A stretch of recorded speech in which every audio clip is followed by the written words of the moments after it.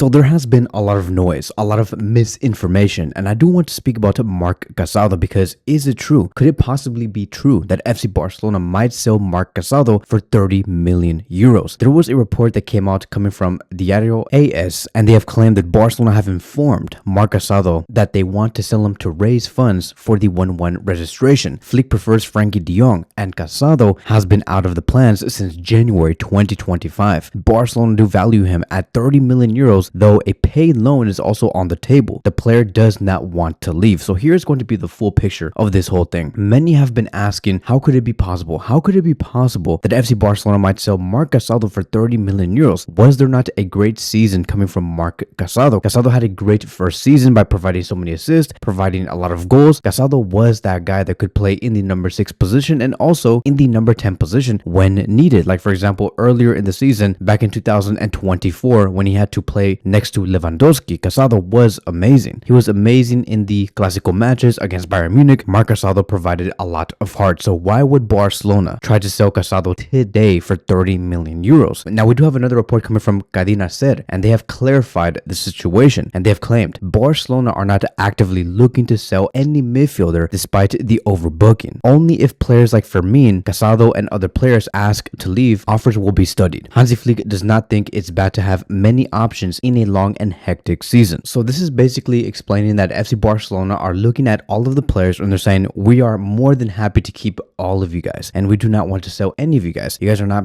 going to be forced to move to a different club. However, if one of you guys like Fermin Lopez, Casado, maybe even a player like, let's just say, Marc Bernal, say that they want to leave, then Barcelona are going to be saying, okay, fine, we're not going to force you to stay, you can leave. Barcelona have a different approach to other players like, let's say, for example, Pedri, Cubarsí, and Yamal, because if they asked to leave, that would be different. Barcelona will say, no, there's no way that you guys are going to be leaving. You guys have a contract with us. If any club wants to buy you guys, they're going to have to offer like maybe 250 million euros and nothing less, right? So Barcelona have a very much different approach to those type of players compared to the likes of Fermin, Casado, and Marc Bernal. It's a different tier. It's very similar to how Bartomeu did manage the negotiations with Messi when Messi asked to leave to Man City. Bartomeu made it extremely difficult for Messi to leave FC Barcelona back in 2020. The same thing would go on with Yamal, Cubarsí, and Pedri. But like I said, going back to the B tier players, which is Fermin and Casado, these players will not leave unless they do ask for it. So Barcelona are not forcing Casado out. This whole thing about Barcelona wanting to force Casado out, it is all fake news. So the truth is going to be this: Barcelona value Casado at 30 million euros. They will not push him out whatsoever, but if he feels he won't have a key role and wants to leave, the club is not going to stop him. As a matter of fact, Casado loves FC Barcelona, and he publicly stated that he wants to spend his entire career at the club. And here's the thing, right? Now that I'm really thinking about this, I really do think that the reason why this report came out about Barcelona forcing Casado out is mainly because of the rise of Gavi. That is going to be the main reason why I believe Diario had this type of claim, is because they saw that Gavi is rising, that he is getting better. And with Gavi coming in on the rise, playing at a spectacular level during the preseason, of course, many are going to be making these false reports about Barcelona forcing Casado out. It just makes a lot of sense. Casado is one of the 7 midfielders that we have today, like Pedri, Gavi, Frenkie, Dani Olmo, Fermin Lopez, and Marc Bernal. And also keep in mind, we haven't even begun talking about another rising player outside of Gavi, and that is Guille Fernandez. Guille Fernandez has been pushing hard to really claim a position within the squad, and many Barcelona fans have been talking about Guille Fernandez, and he is very much hyped. Many people do love the way that he does play and the way that he does execute his football. He's amazing in tight spaces. He's amazing as a left winger, amazing as a attacking midfielder. And you may argue, but you know, maybe Casado and Guille Fernandez don't play in the exact same position. I think that there's some overlaps here. Guille Fernandez can play in the number 10 position just like Casado. So there goes another role and position for Marc Casado and opportunities to get minutes in the attacking four. And I believe that also, if Guille Fernandez ends up being spectacular for whatever reason, like he just blossoms, right? Because I expect Guille Fernandez to have a slow road to the top, but if he does blossom and he explodes, Guille Fernandez would be one of the options in the number 10 position, pushing Gavi to play much more in the number 6 position, which ultimately has a ripple effect on the minutes of Casado, who also plays in the number 6 position. So the midfield is stacked, and that is the real issue here. So I do think that moving forward, Casado's situation is about role clarity. It's not really about rejection and leaving or whatever. In order for us to have the best relationship with Marc Casado moving forward is to tell him this is going to be your role. This is exactly how many minutes minutes you're going to be getting. This is what's going to happen if a player like him does get injured. You're going to be taking his position, and this is the type of roles you're going to be taking. That is basically it. And if Casado accepts that, then everything should be good. So whether he stays really does depend on whether he accepts a rotational role this season or not. So speaking about midfielders, now let's talk about another midfielder, another attacking midfielder who can also play on the left wing position, and that is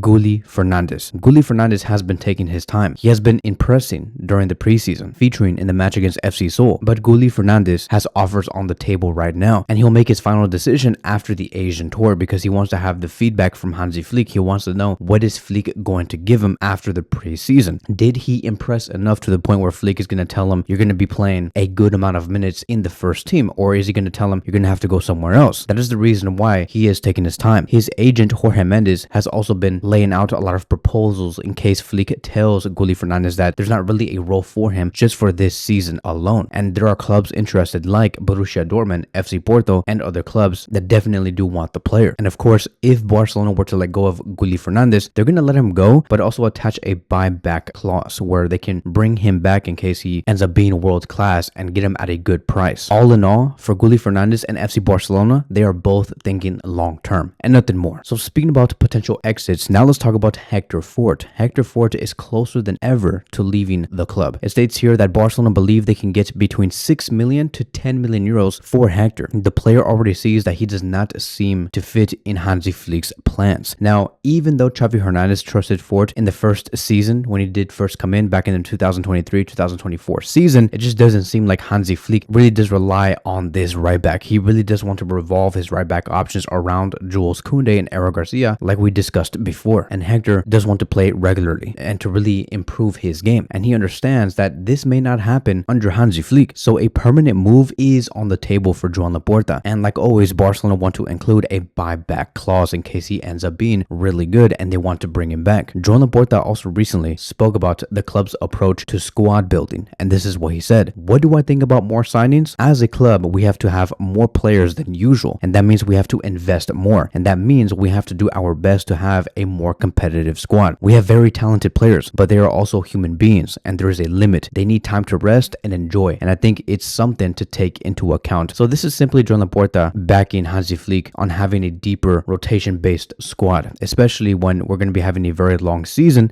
with a Liga to compete for, the Champions League to compete for, the Copa del Rey, the Super Copa de España to also compete for. There's a lot to compete for. And ideally, Hansi Flick and Laporta want a very big squad with great depth. Hence the reason why, as of right now, Barcelona are not forcing anybody out, just like Casado, just like Hector Fort. But if some of these players ask for a move out, Barcelona will not stop anything unless you're Pedri, Yamal, or Kubarsi. So now let's quickly talk about the contract news and the renewals, because it has been said that a renewal agreement with Frenkie de Jong and Eric Garcia is expected in the coming weeks. Franco Reyes also reports that it is expected within the coming days that an agreement will be reached with Frenkie and Eric Garcia and their contracts will be renewed very soon. Frenkie de Jong also confirmed the news himself a few days ago, claiming, yes, I'm going to sign a new deal with Barcelona. I'm very happy at the club. I didn't sign it yet, but it's going to happen. And I believe that, correct me if I'm wrong, but this is going to be the first time Frenkie is going to be renewing with Barcelona without the agent that he has always had, which I think was Ali Dursan or something like that. I do think that, over the past few months, Frenkie de Jong was not liking the experience of having his previous agent try to negotiate these renewals with FC Barcelona. Maybe he was making it much harder than it should be. But all in all, stability in the midfield is key. And I believe that Frenkie is Flick's anchor and is going to be the answer towards us having a very successful Barcelona season. As for Eric Garcia, I think that he is quietly earning the respect within the club